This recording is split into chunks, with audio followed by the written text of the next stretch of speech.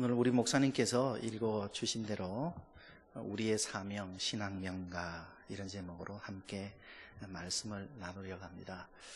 구약 시대에 보면 신앙의 명가들이 참 많았어요. 근데 요즘은 신앙 명가가 찾기가 힘듭니다. 한국교회, 물론 제가 목회하고 있는 교회를 비롯해 가지고 찾아봐도 참 드뭅니다. 신앙 명가가 도대체 뭔가? 우리가 일반적으로 생각하는 그런 이름 있는 명문 가문, 이런 의미가 아닙니다. 신앙 명가란 하나님께서 세우고자 하신 가정, 성전된 가정이 있는 그런 명가를 얘기하는 거예요. 그런 명가가 있어야 주님께서 말씀하신 대로 자손 만대까지 하나님의 말씀이 이어져 갈 수가 있습니다. 지금 그런 가정들이 우리가 찾아내야 되고 또 우리가 가져가야 될 가정이라 봐요. 구약시대 때는 그런 가정이 많습니다. 대표적인 가정 몇 개를 들자면 한나의 가정이 그렇죠. 사무엘.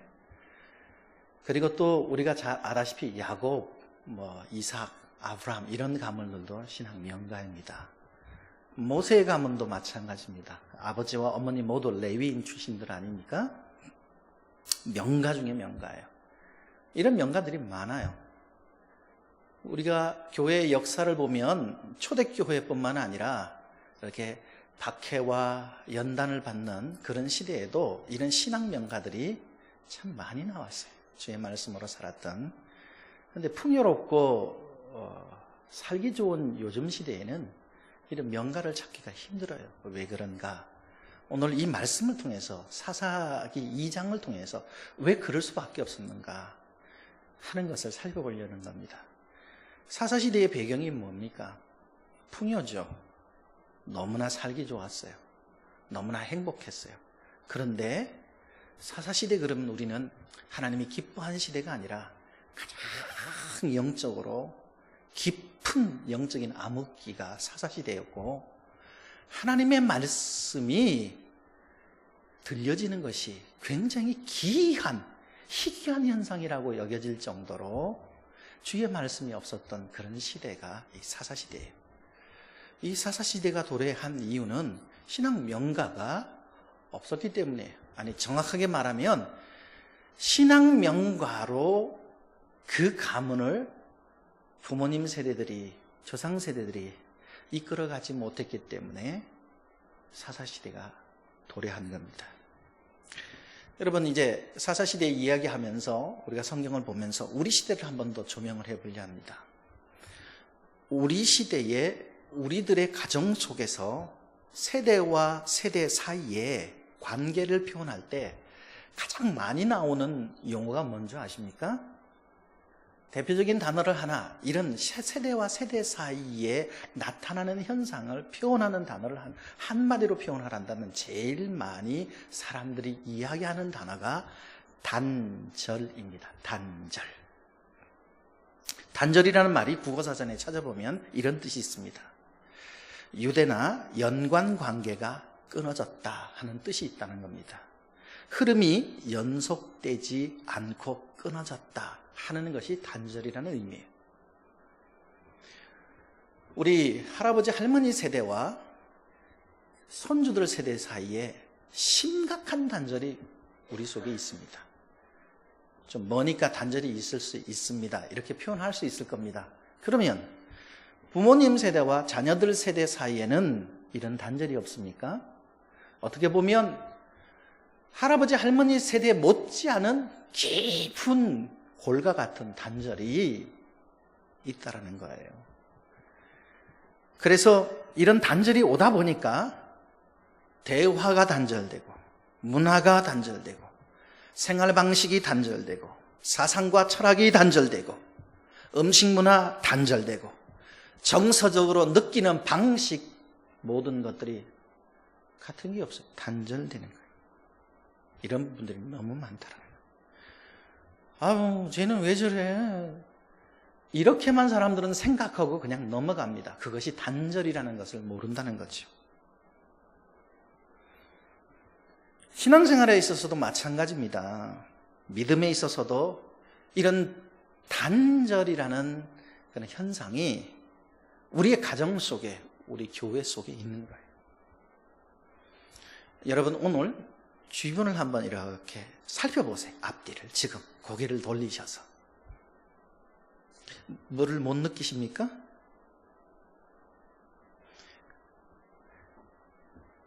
저기 엄마하고 온 꼬맹이 둘을 빼놓고는 젊은이들이 드뭅니다. 제가 어렸을 때예요. 우리 이국진 목사님이 어렸을 때 저희는 수요 예배 빠지면 죽는 줄 알았어요. 부모님하고 손잡고 갔어요. 가난했지만 손잡고 갔어요. 그 어린 나이에 하나님의 말씀이 뭔지도 모르면서 들으면서 좋아하고, 그런 세대가 저희 세대. 지금 세대 보세요. 없습니다. 단절인 거예요, 단절. 신방을, 대신방에 있어서 갔는데 한 믿음 좋은, 집안도 참 좋은 그런 장로님 가정을 가서 대신방을 하게 됐어요. 저녁 시간대에 갔어요. 저녁 식사를 맞춰 놓으셨어요. 장로님, 목사님 오시니까 우리 주님 오신다 생각하고 대접을 하신다고 그렇게 하신 거예요. 예배를 잘 마치고 은혜롭게 마치고 식사를 목사님 하시죠 하면서 이렇게 식사 기도를 딱 하고 나니까 제가 깜짝 놀랐어요. 3대가 이렇게 앉아 있는데 상에 올라오는 반찬과 먹는 음식이 달라요. 부모님 세대, 아주 할아버지 할머니 세대, 부모님 세대, 손주들 세대가 다른 거예요. 이 꼬맹이들이다 보니까 피자가 올라왔어요. 우유가 올라왔어요. 김치 안 먹는데요. 아, 싫다는 게 냄새가. 허용을 해주더라고요. 부모님 세대, 그 부모님 세대들은 또 자기들이야 뭐 아버지, 어머니 세대하고 좀 비슷하게 하니까 그냥 밥을 먹는데 된장찌개가 이렇게 같이 먹는 거예요. 그런데 이제 이 세대도 김치를 별로 안 좋아해요. 좀 반찬에 손이 가는 게 좀 달라요. 이제 할아버지 할머니 세대. 제일 좋은 게 보리밥에 된장찌개잖아요. 식문화가 완전히 다른 거예요. 3대가. 우리는 다르다는 걸로 그냥 넘어갈 게 아니라 여기에는 엄청난 세대 간의 단절이 왔기 때문에 이 단절이 가져오는 갈등 양상이라는 것은 이루 말할 수가 없는 거예요. 음식에도 안 맞단 말이에요. 이 김치 한번 먹어봐주면 냄새 나서 못 먹겠다. 아우 짜다. 저는 김치 냄새가 좋아서 먹고 좀 짭조름해야 맛있잖아요. 그게 다르단 말이에요. 세대가 이렇게 단절되다 보니까 하나됨이 없는 거죠. 신앙에도 마찬가지. 이런 단절 현상이 나타나니까 할아버지 할머니 세대, 아빠 엄마 세대, 그리고 자기들 세대가 전혀 다른 형태의 신앙의 모습을 갖고 있어요. 성경을 제가 구약을 연구해 보니까 구약 성경에서 무엇을 언급하냐면 이런 단절 현상이 얼마나 위험한 것인가를, 특히 신앙에 있어서 얼마나 위험한 것인가를 경고하고 또 경고하고, 그런 단절이 일어나지 않도록 너희는 하나님의 말씀을 너희 자녀들에게 가르쳐 지켜 행하게 하라, 이렇게 말씀하고 있습니다. 오늘 저는 이 사사기 2장을 중심으로 단절을 극복하는 가정, 신앙 명가, 이런 신앙 명가를 우리가 이루어야겠다 하는 부분을 함께 볼 거예요. 이 이야기는, 이 하나님 말씀, 이 전하는 말씀이 양이 어마어마해요. 오늘도 제 아내가 저를 붙들고 그러더라고요. 짧으면 목사님 은혜롭습니다. 그래서 제가 짧게 하려고 그래요. 왜 짧게 하느냐? 다 못 전하니까. 그래서 가볍게 가려고 그래요. 그냥 맛만 보자는 거죠. 그렇죠? 오늘 그렇게 갈 수밖에 없어요. 자, 보십시오. 오늘 성경에 보니까 사사기 2장 10절에 아주 굉장히 우리에게 중요한 구절 하나가 나와요. 여호수아와, 그리고 여호수아와 함께 있던 장로들의 시대가 끝났다 그래요. 이 여호수아와 그리고 함께 했던 장로님들, 이 지도자, 영적인 지도자들은 하나님께서 이스라엘을 위해서 출애굽했던 그 출애굽의 현장과 그 역사에 동참했던 분들이에요. 그래서 그들은 하나님이 우리를 위해서 어떤 믿음의 역사를 일으켰는지 잘 압니다. 하나님의 구원의 역사가 얼마나 위대하고 자기들의 그 고난의 역사가 얼마나 처참했던 것을 잘 아는 세대예요.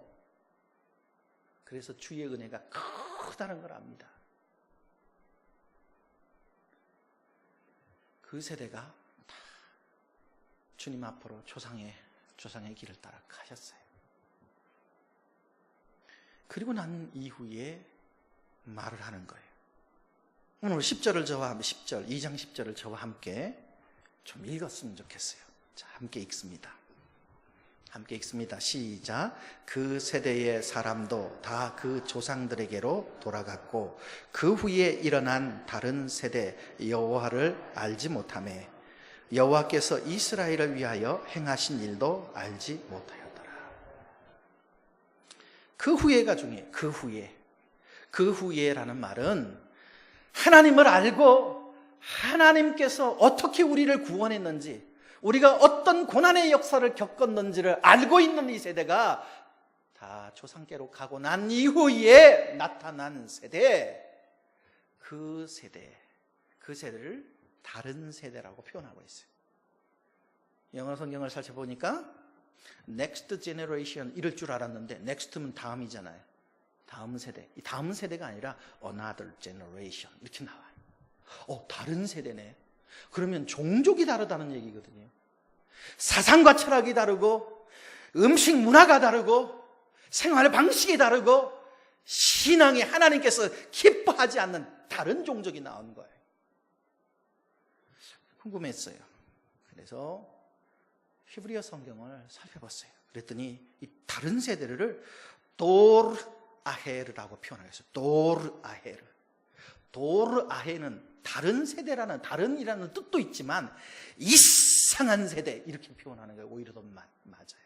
이상한 세대, 야리꾸리하고 이상한 세대, 믿는 것 같은데도 안 믿고 안 믿는 것 같은데도 믿고 기도를 잘하는 것 같으면서도 무당굿하고 이런 세대가 나온 거예요. 이상한 세대가 나온 거예요. 이 세대의 특징을 11절 이후에 설명을 하고 있어요. 16절까지. 어떤 시대입니까? 여호와를 모르는 세대, 고난의 역사도 모르는 세대, 하나님이 구원하신 역사 몰라요. 여호와의 목전에서 악을 행하는 세대, 우상숭배, 바알과 아스타롯을 섬겨요. 그리고 여호와를 진노케 하는 세대, 하나님을 그냥 두질 않아요. 진노케 만들어요. 그리고 여호와를 버린 세대, 13절에서는 그렇게 표현해요. 하나님을 버린 세대. 이상한 세대죠. 왜 이런 세대가 등장한 겁니까? 왜 이런 세대가 그 신앙명가가 아니라 신앙명국의 나라인 이스라엘에서 이 세대가 왜 등장한 겁니까? 외적으로 보면 풍요롭고 모든 것이 다 좋은 환경인데, 그러면 좋은 명가의 자녀들, 신앙명가의 자녀들이 나와야 되는데 반대가 나왔어요. 이런 세대가 등장하게 된 원인이 뭡니까? 그 원인을 찾을 수 있는 것이 사사기에서는 뚜렷하게 언급을 합니다. 어떻게 언급합니까? 10절에 그 힌트가 있어요. 여호와를 알지 못했다. 하나님을 알지 못했어요. 여기서 안다라는 이 말은 야다라는 표현인데요, 히브리어 야다는 어떤 그림이 있냐면 살아봐서 경험을 통해서 아는 거예요. 안 살아보면 모르잖아요. 저는 제 아내하고 살아보니까 지금은 저 사람이 이제 가끔가다 저한테 그래서 여보 그거 있잖아. 그럼 저는 알아들어요. 그게 뭔지. 집에 있는 그 소뚜껑? 맞아. 여보 거기 있잖아. 그럼 알아요. 거기가 어딘지. 살다 보니까 이렇게 눈빛만 봐도 안단 말이에요, 서로가. 근데 이들은 경험적으로 하나님을 알지 못한 세대였어요. 하나님을 몰라요. 아는 것 같은데 하나님을 전혀 몰라요. 안다고 하고 모든 문화는 하나님과 같은, 하나님을 아는 문화 같은 속에 사는데 하나님이 누구시냐라고 물어보면 한마디도 대답을 못하는 거예요. 하나님을 모르는 거예요.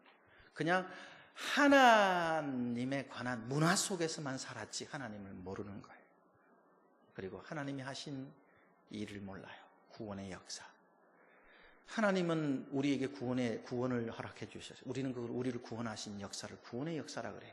반대로 하나님이 우리를 구원할 수밖에 없는 이유는 우리에게 있어서 고난의 역사예요. 죄악 때문에 우리가 타락했기 때문에 고난의 역사예요.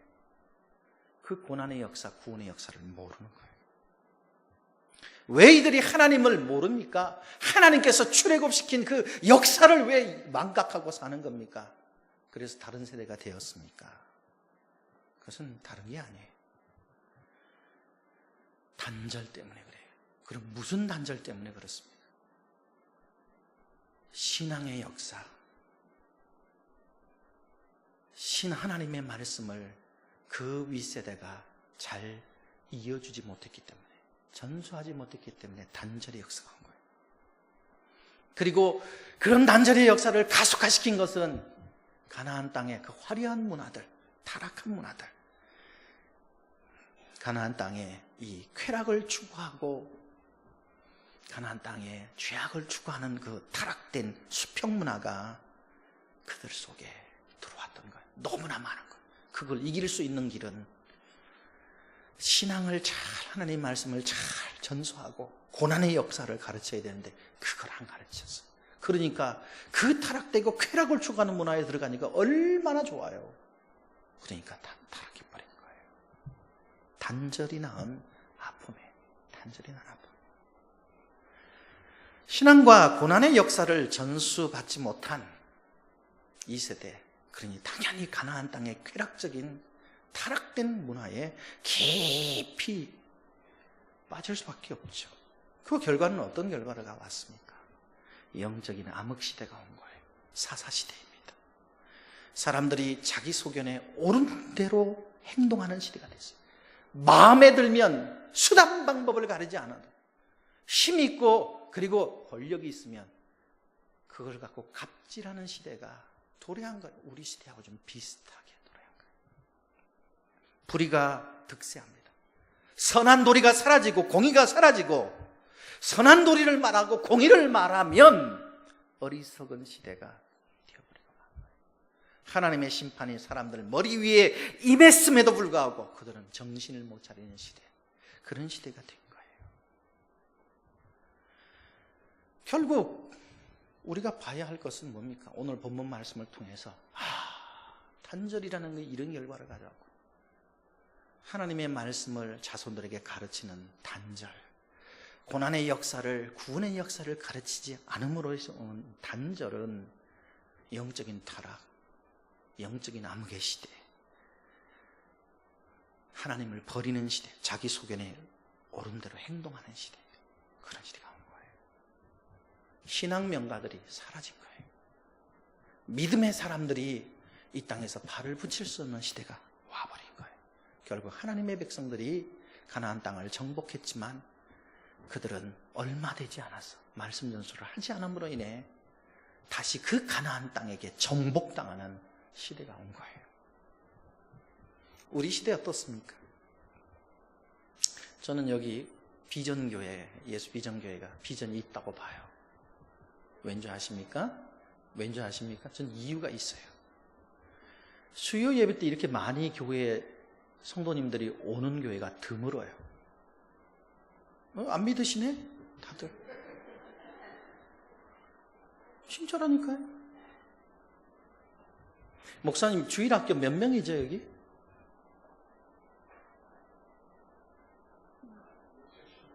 육, 70명이요? 주일학교만 중고등부 합친 거예요? 아니면 중고등까지 6, 70명이요?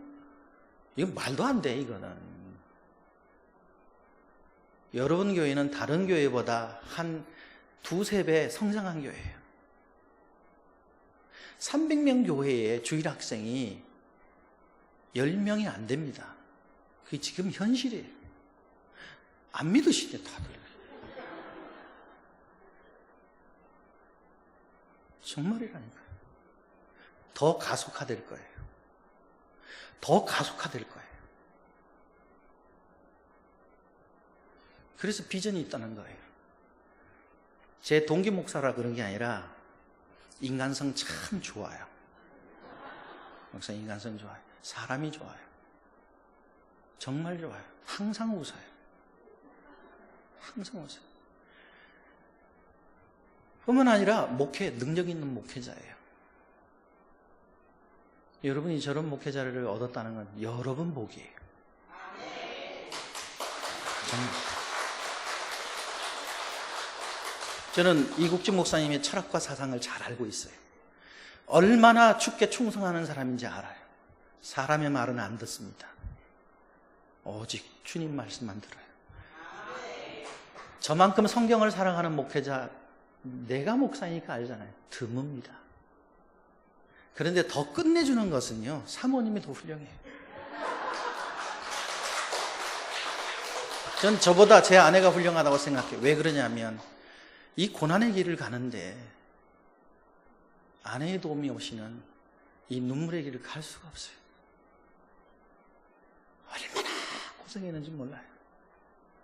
대구에서, 전주에서 말고, 저도 대구에서 목회했던 사람이에요. 얼마나 힘들고.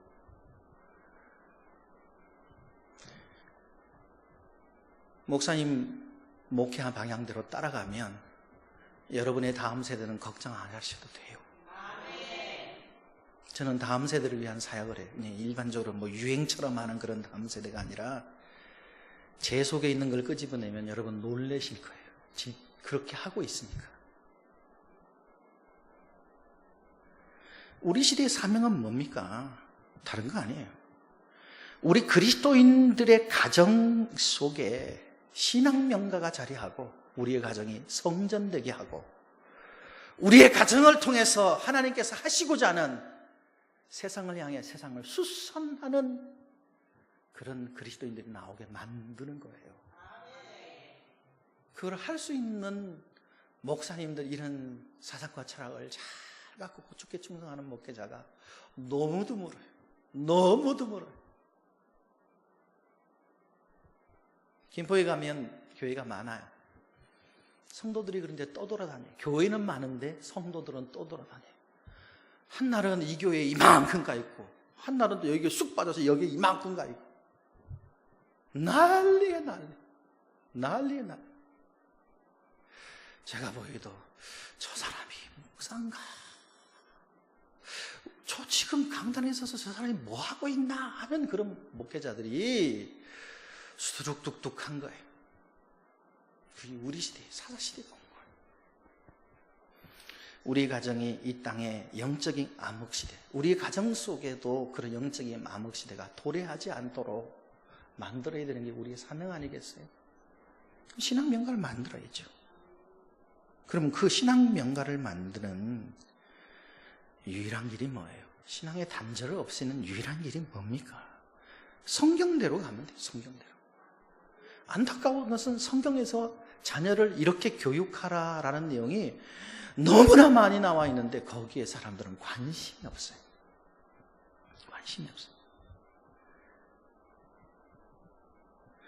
가정이 뭡니까? 가정을 정의 내릴 때 가정하면 저는 이렇게 정의 내고 싶어요. 하나님이 원하시는 경건한 사람을, 고품격 인격을 갖춘 경건한 사람을 생산해내는 공장이 가정이에요. 가정의 역할이 뭡니까? 신앙 가정의 역할이 뭐예요? 우상 숭배를 하지 않도록 자녀들을 교육하고 하나님의 형상을 담도록 이끌어 가야 되고 모범을 보이고 그리고 세상에 물들지 아니하도록 하나님의 말씀을 전해서 선악을 분별하게 해야 돼.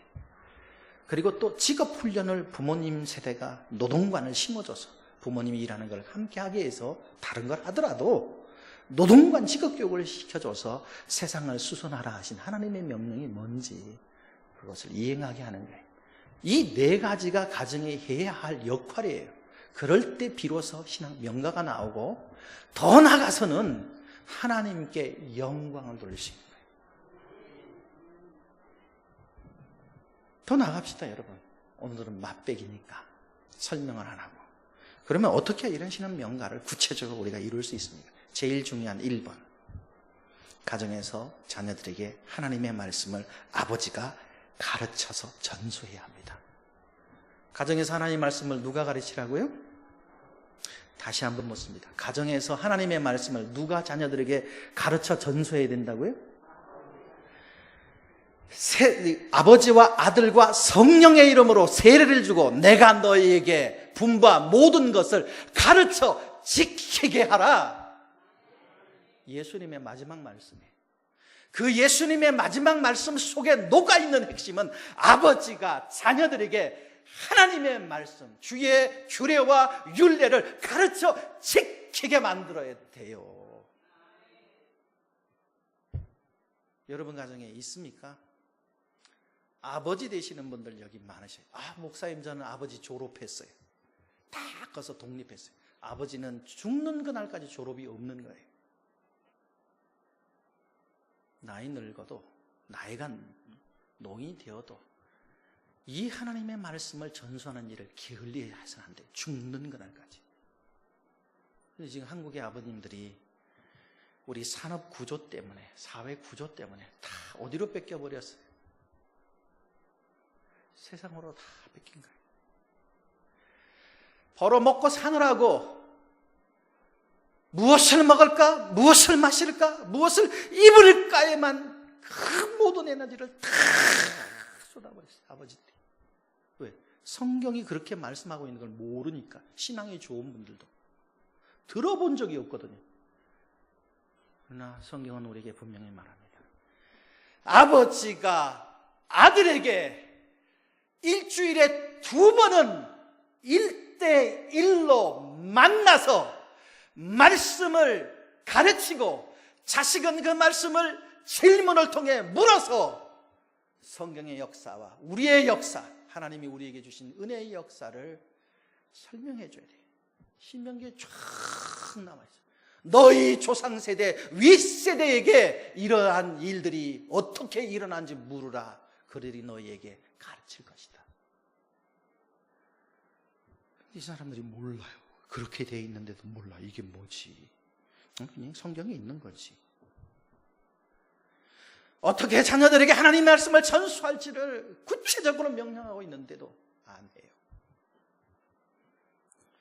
성경을 좀 한번 점프를 합시다. 마태복음 올라가면요, 마태복음 7장이 나와요. 마태복음 7장은 이제 마태복음의 결론 부분이 나오는 부분이에요.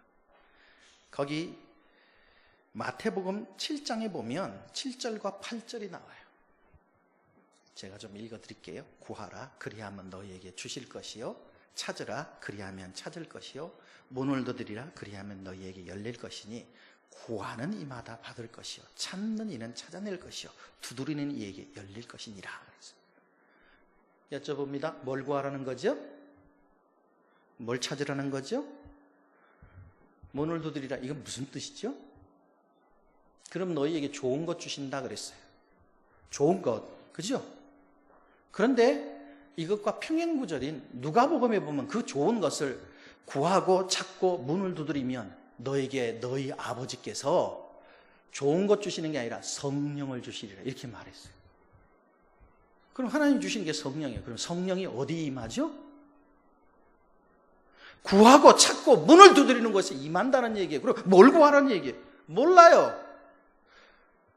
여러분 와서 부르짖어 기도하십시오. 하나님이 구하는 자에게 주십니다. 라고 이야기만 해요. 답답하게. 그런데 예수님 당시에 구하라 찾으라 문을 두드리라 이스라엘 사람들은 다 알아들어요. 그 문화니까. 뭘 구하라는 거예요? 자녀들에게 하나님의 말씀을 전수하는 거예요. 14세까지 말씀을 가르쳐요. 14세가 되면 바 미츠바 해가지고 성인식을 합니다.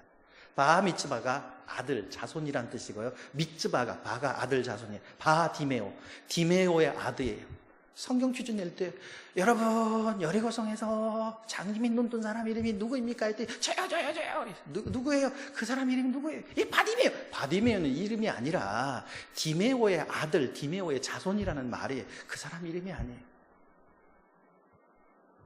그러잖아요. 우리는 저기 누구 아들 온다. 그럼 다 알잖아요. 그 사람 이름을 안 불러도. 그 사람 이름이 아니라 바디메는 디메오의 아들 자손이란 뜻이에요. 바 미츠바를 해. 14세 되면. 그런데 바 미츠바가 끝나면 이제 머리가 크니까 아버지가 아들을 하나님의 말씀을 못 가르쳐요. 그래서 이 구약의 문화에서는 반드시 해야 될 게 있어요. 그 아들이 14세 되면 돈을 조금 쥐어주고 스승을 구해서 보냅니다. 스승 밑에서 하나님의 말씀을 배워야, 하나님의 말씀을 맡은 자가 돼야 참 이스라엘이 되는 거예요. 그래서 이 부모가 스승을 구해 주어서 스승에게 보내요. 3년 동안 노동을 안 해요. 말씀만 공부하는 거예요. 그리고 진짜 이스라엘이 돼요. 광야에서 말씀대로 살아서 이스라엘이 된 것처럼 그 전통이 남아있는 거예요. 그러니까 예수님의 제자들도 그렇잖아요. 아버지 고기 잡던 거 배에 남겨두고 예수님이 나를 따라오느라 내가 너희를 사람 낚는 어부가 되기라 했더니 아버지가 허락하니까 떠나가요. 그럼 그 아버지에 있어서는 스승을 구해줘서 보내는 이것이 가문의 영광이에요. 이것이 명문가예요. 신앙 명가예요. 말씀 전수가 이루어지는. 우리 문화에서는 그게 없어요. 그래서 제가 마음이 아파요. 저는 그걸 하고 있는 사람이에요. 그렇게 하고 있는 사람. 그러면 여러분 보세요. 스승을 구해주라는 거예요. 찾으라는 건 뭐예요? 스승 밑에서 하나님의 말씀을 토론하면서 그 말씀을 토론하다 보면 의구심이 생기잖아요. 궁금한 게 생기잖아요. 그러면 그 말씀을 가지고 삶에 적용하기 위해서 동문과 함께, 동기와 함께 그 말씀을 계속 토론해서 이것을 하나님의 말씀을 삶 속에서 어떻게 구현해야 될 것인가를 토론하다 보면 찾아내지는 거예요. 그걸 얘기해요. 이스라엘 사람들은 그 말이 무슨 뜻인지 알아요. 문을 두드리라. 스승과 동문과 함께 하나님의 말씀을 공부하다가 보면 이 진리, 하나님의 말씀을 문을 두드리면 진리를 알지니 진리가 너희를 자유케 하리라는 놀라운 역사가 일어나요. 그게 문 두드리는 거예요. 하나님의 백성이라는 게 알게 돼요. 자기가 삶을 어떻게 살아야 될지 알게 돼요. 그렇게 구하고 말씀 전수를 위해서 구하고 찾고 문을 두드리는 이것, 이 위에 하나님의 성령이 임하는 거예요. 우리는 고함지르 기도만 하면 성령이 임한다. 여러분 착각이에요. 성경에 뒤집어보면 한 번도 말씀 위에 성령이 임했지 말씀이 없는 곳에 하나님의 성령이 임한 적이 없어요. 마가의 다락방은 기도 많이 했는데 여러분 유대인들이 기도가 뭔지 모르죠. 전 봤어요. 직접 갔어. 내가 봤으니까. 그들은요 성경 말씀인 시편을 비롯해서 시가서 지혜서를 읽으면 이렇게 읽으면서 하는 게 기도예요. 성경 읽는 게 기도예요. 다윗이 쓴 시편의 그 고통스러운 가슴을 치면서 시편을 암송을 해요. 그게 그들이 기도예요. 그 말씀에 성령이 임하는 마가의 다락방도 마찬가지예요. 자, 그러면 갈 길이 머니까 빨리 끝내기로 했으니까 올라갈 거예요. 문을 두드리라. 그러면 열릴 것이냐. 뭐가 열려요? 열린다는 이 말은 성경을 해석할 때 유대인들은 성경이 하나님의 놀라운 성경 해석이 하나님의 말씀이 잘 해석될 때 그들은 열렸다, 열린다 이렇게 표현해요. 문을 두드리면 어떻다는 거예요? 열린다, 열릴 것이다. 이 말을 하는 거예요. 진리를 얻게 되는 거죠. 하나님의 백성이 되는 거예요. 그러면 우리 가정이 신앙 명가가 되려면 참 죄송합니다. 아버님들에게. 아버지의 신앙 사상과 철학, 아버지의 믿음을 누가 이어가냐면 내 자식이 이어가는 거예요. 육신은 아버지, 어머니를 닮았어요. 근데 사상과 철학은 안 닮았어요. 이건 바로 단절이 온 거예요. 저는 과감하게 얘기할 수 있어요. 저도 아이들이 셋이거든요. 딸, 아들. 이 세 녀석 다 제 철학과 사상을 그대로 닮았어요. 믿음 튼실하게 잘 서 있어요.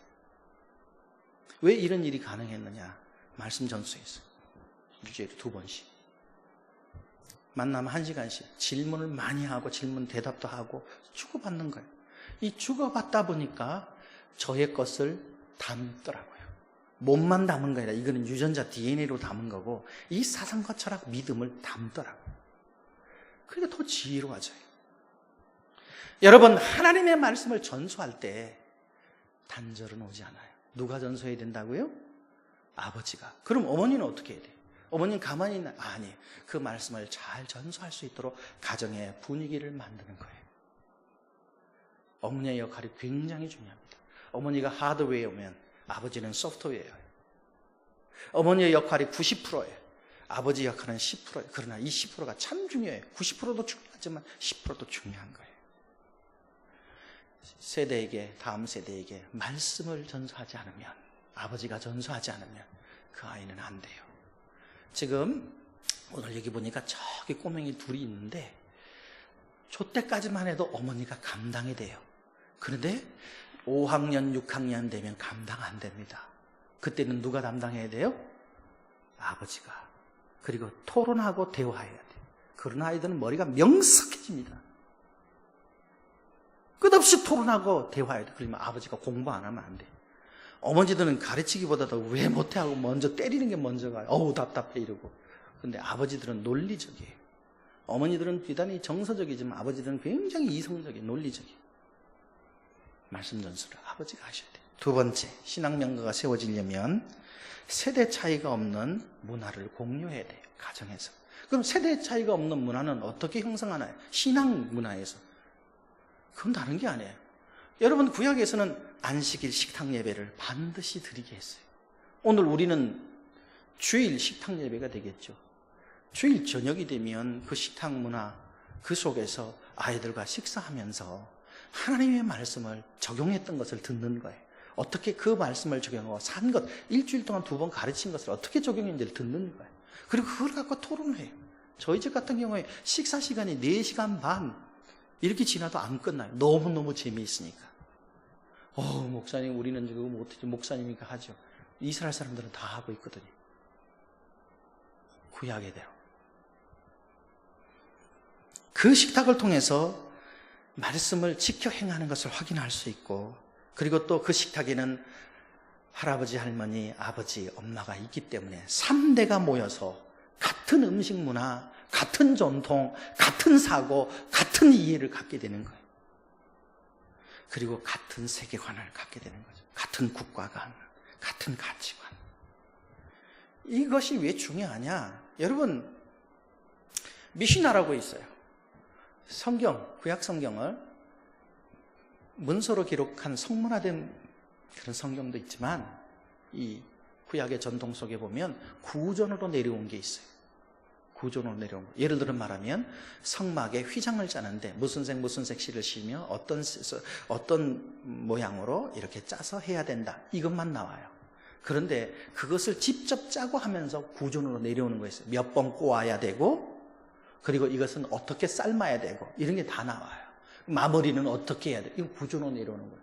그런 것들이 구전으로 내려오다가 이제는 예수님 이후에 그때부터 이거를 성문화하기 시작하는, 기록하기 시작하는 거예요. 왜? 사라지니까. 그렇게 해서 된 것이 미시나라는 책이에요. 그래서 이스라엘 사람들은요, 바로 이 구약 성경 성문화된 것과 그리고 이 미시나를 동일하게 취급해요. 왜? 이거를 보완하는 거기 때문에. 그런데 그 미시나에 보면 이런 말이 나옵니다. 음식이 있는 곳에 하나님의 말씀이 있고 음식이 없는 곳에 하나님의 말씀이 없다. 광야를 배경으로 나온 거예요.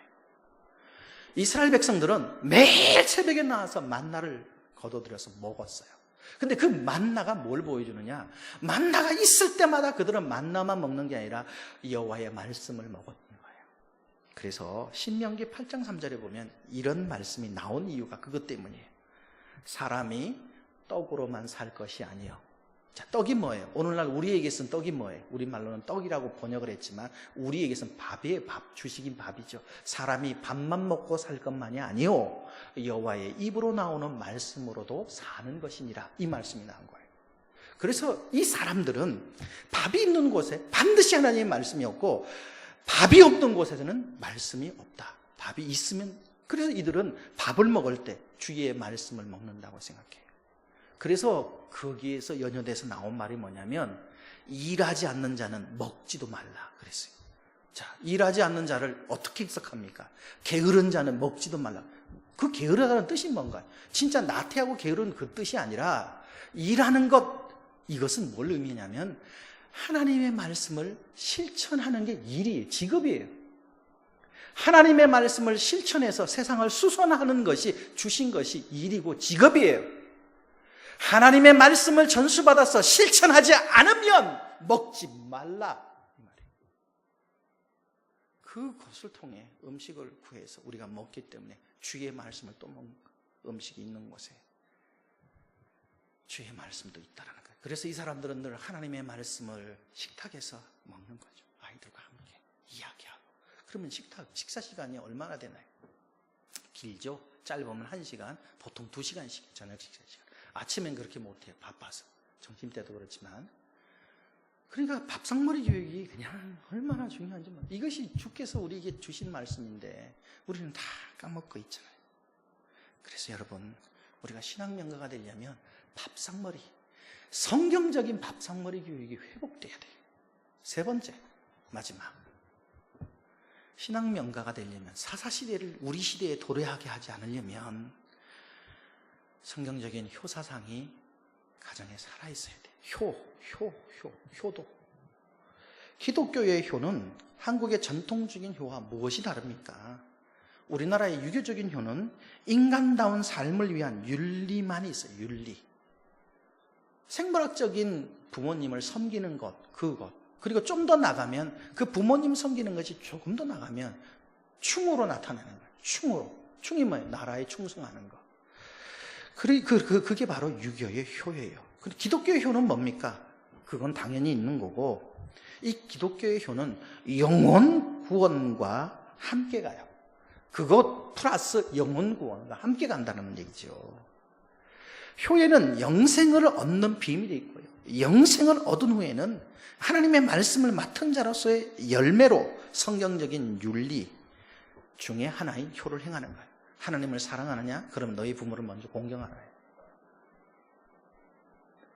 내 이웃을 내 몸같이 사랑하라 그랬죠? 내 몸같이 사랑하는 것을 한국 사람들은 잘 몰라요. 그 내 몸같이 사랑하는 것이 먼저 내 부모님이에요. 그리고 자녀, 내 가족이에요. 그리고 내 친족이에요. 이게 내 몸같이 사랑하는 것의 시작이에요. 그런데 이 내 몸같이 사랑하는 것을 안 하고 내 몸같이 이웃을 사랑할 수가 있나요? 불가능한 거예요. 내 몸을 자꾸 내 몸 이것만 생각하는 게 아니라 부모님에 대한 효, 자녀와 아내, 내 가정을 돌보는 이것을 굉장히 중심이 내 몸 같은 거예요. 유교의 효는 군사부 일체예요. 임금과 스승과 아버지는 하나다라는 거예요. 그런데 기독교의 효는 군사부 일체와는 굉장히 달라요. 봉건체제를 유지하기 위한 거죠. 그런데 인본주의적인 효예요. 그런데 기독교 효는 신분주의적인 효예요. 그래서 이건 군사부 일체가 아니라 신부사 일체예요. 신, 하나님과 부, 아버지와 그리고 스승사, 신부사, 스승은 하나이다, 한 몸이다. 이것이 기독교의 효의 정신이에요. 기독교의 정신이에요. 신분주의 정신이죠. 여러분, 이 구약의 사람들, 이 사람들은요, 집안의 친척 윗어른들에게도 조상 대대로 내려온 이런 이스라엘의 역사, 여호와의 율례와 법도를 물어서 배워요. 그런데 그 분들이 자기 자식이 아닌데도 알려줘요. 알려주는 이유가 뭐예요? 이 사람들은 육신적인 부모만 부모라고 생각을 하지 않는 거예요. 주변에 있는 어른들도 내 부모라고 생각하는 거예요. 그래서 친구의 아버지도 아빠라고 불러요. 우리말 아빠하고 똑같아요. 존경하는 분을 아빠라고 불러요. 예수님께서 아빠 아버지라 하라, 아바 아버지라 하라, 그 말 뜻이에요. 그것이. 그래서 이 율례와 규례를, 역사를 배우는 거예요. 그리고 그 어른들이 자기에게 그런 것들을 말씀을 전수해주고 역사를 전수해주니까 얼마나 귀중히 여긴지 몰라요. 이런 결론을 내려봅니다. 이 예를 들고 이제 결론을 내립니다. 여러분, 십계명 돌판 아시죠? 돌판이 몇 개입니까? 십계명이 돌판이 몇 개예요? 모세가 시내산에서 들고 내려온 게 2개죠? 하나 아니고 2개예요. 그러면 십계명의 계명은 몇 개로 돼 있죠? 10개죠. 그러면 2 돌판에 됐으면 1에서 5계명은 첫 번째 돌판에 썼을 거고, 그래서 6에서 마지막 10번째 돌판은 2번째 돌판에 썼어요. 이스라엘 사람들도 그렇게 얘기를 해요. 그런데 1에서 4계명은 하나님과 관계인데 하나님을 사랑하라 하는 계명이에요.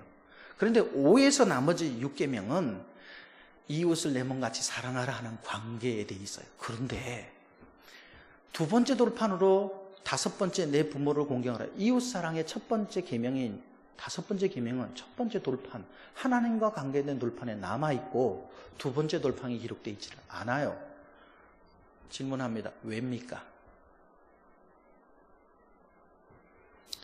이거 알아맞히면 비전이 확실할 것 같은데 근데 알 수가 없어요. 이 공부한 분들만 알죠. 자, 제가 설명을 하고 마무리할게요. 여러분, 첫 번째 하나님을 사랑하라는 돌판에 이웃을 사랑하라는 내용 중에 부모 공경이 첫 번째잖아요. 그것이 왜 이 첫 번째 돌판에 가 있느냐면 하나님과 그리고 이웃을 연결하는 이 중간의 연결고리가 부모 공경이에요. 이것은 이렇게 설명이 확실히 돼요. 어떻게 되느냐? 부모님이 아니면, 부모님이 연결고리가 안 되면, 쇠사슬처럼 연결고리가 안 되면 하나님의 말씀을 전수할 사람이 없는 거예요. 하나님이 누구인지, 하나님이 우리를 위해서 어떤 구원의 역사를 일으켜줬는지 전해줄 사람이 없는 거예요. 그래서 하나님과 관계된 그 첫 번째 돌판에 내 부모를 공경하라가 들어가 있는 거예요. 이렇게 하나님 말씀을 전수하지 않는 그런 사람에 대해서 하나님께서는 엄하게 명령합니다. 전수를 받으려고 하지 않는 사람, 하나님의 말씀을 거부하고 전수하는 사람은 누구냐? 부모 공경을 안 하는 사람이에요. 부모를 공경하지 않으면 부모님의 말씀을 듣지를 않습니다. 불순종합니다. 부모를 공경하는 사람은 부모님이 뭐라고 말씀하시든 그 말씀을 듣게 돼 있어요. 그래서 효는 말씀 전수의 가장 중요한 기독교 사상이에요. 신본주의적인 사상을 나타내는 굉장히 중요한 연결고리예요. 이걸 오늘 뭐 다 설명 못하고 맛만 본다 그랬잖아요. 신앙 명가가 되려면 효를 가르쳐야 돼요. 이스라엘 사람들은 효를 가르칩니다. 그 효를 가르쳐서 부모님께 효도하고 말씀 전수를 받고 그 효가 이웃, 친족들과 함께 가서 그 친족의 어른들을 공경하고 그 효가 더 넘어가서 공동체를 단결시키고 연결시키는 굉장히 중요한 혈통적인 친족의 단결력을 갖게 합니다. 이것이 나라와 민족을 향해 나갈 때는 어떤 현상으로 바뀌느냐? 동족 중에 한 사람이 고난을 당하면 온 이스라엘 민족이 함께 아픔을 느끼고 함께 고통을 당한다라고까지 발전되어 있습니다. 한국 사회는 옛날에는 이런 단결력이 굉장히 강했어요. 근데 지금은 어떻습니까? 세대가 무너졌어요. 할아버지 세대에 대한 공경이 없어졌어요. 아버지 세대에 대한 공경도 없어졌어요. 콩가루 집안이 된 거예요.